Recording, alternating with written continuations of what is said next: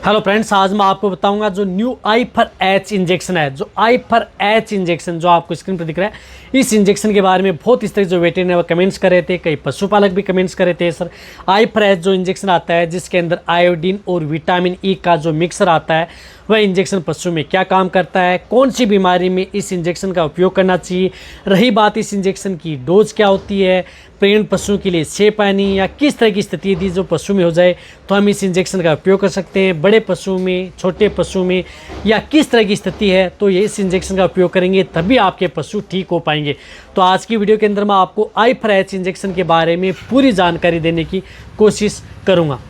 Video छोटे बनाई गई है। जितने भी जो इस चैनल पर भी नए आए या पहली बार जुड़े हैं तो पहली बार चैनल को जरूर सब्सक्राइब कर लें, साथ में बेल आइकन और ऑल वाला ऑप्शन दबाएं। आपको पता है कि यहाँ पर सही जानकारी के साथ वीडियो दी जाती है। आते ही आप वीडियो को जरूर लाइक किया करें और दोस्तों के साथ इस चैनल की वीडियो जरूर शेयर किया करें ताकि उन्हें भी प्रॉपर नॉलेज इस चैनल के माध्यम से मिले। देखो I4H इंजेक्शन आता है जो 5 ml का जो इस तरह की एक वाइल आती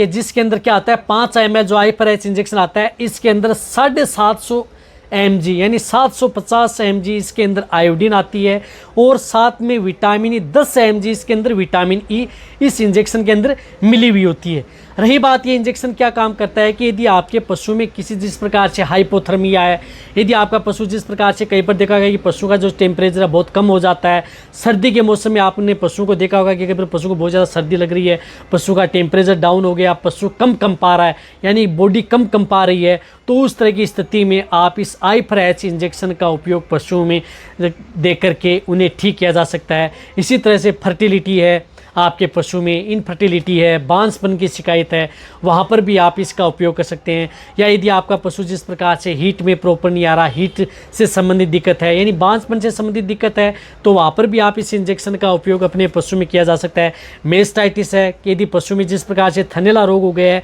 तो थनैला रोग के अंदर भी आप इस इंजेक्शन का उपयोग कर सकते हैं। इसी तरह से इस इंजेक्शन का उपयोग यदि आपके पशु में जैसे दूध की मात्रा कम हो गई है तो दूध की मात्रा जिन पशु में यदि कम हो गई है, दूध की मात्रा बढ़ाना है तो वहाँ पर आप इस इंजेक्शन का उपयोग कर सकते हैं। इनके साथ साथ सबसे ज़्यादा जो हम इस फील्ड के अंदर इस इंजेक्शन का उपयोग करते हैं वह करते हैं कि यदि पशु के शरीर पर कहीं पर भी यदि ट्यूमर गांठ हो गई है, यानी शरीर के किसी भी भाग पर यदि गांठ हो गई है, जैसे गर्दन पर गांठ हो गई, जबड़े के नीचे गांठ हो गई, थन में गांठ हो गई, जैसे पशु के थन के अंदर गांठ हो गई, या बॉडी के कोई भी भाग है वहाँ पर यदि ट्यूमर हो गई है, गांठ हो गई है, तो वहाँ पर या यदि आपके पशु में आयोडीन की डेफिशिएंसी की वजह से कई इस तरह के जो गले में सूजन आ गई है, तो उस तरह की स्थिति में भी आप इस I4H इंजेक्शन का उपयोग पशु में करवाया जाता है और बहुत ही अच्छा रिजल्ट ये इंजेक्शन आपके पशु में देता है। रही बात इस इंजेक्शन की डोज, तो इस इंजेक्शन की डोज होती है 2.5 mg 2.5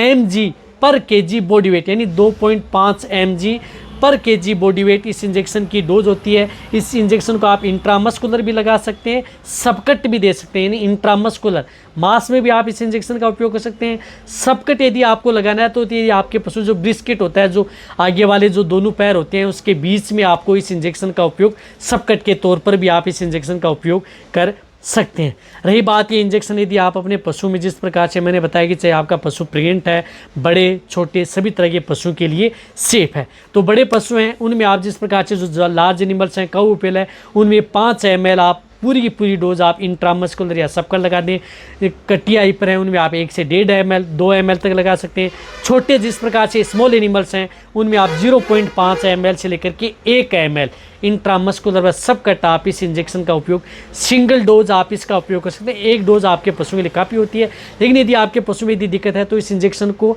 आपका जो वेटरनरियन है वह इस इंजेक्शन को रिपीट भी कर सकता है। इस बात का आपको ध्यान रखना है कि इस इंजेक्शन को आपका वेटरनरी रिपीट भी कर सकता है 3 दिन बाद में, 10 दिन बाद में, कभी भी यदि आपके पशु में यदि इस तरह की यदि दिक्कत है, ठीक नहीं हो पा रहा है तो उस स्थिति में, लेकिन वह आपका वेटरनरी डिसाइड करता है।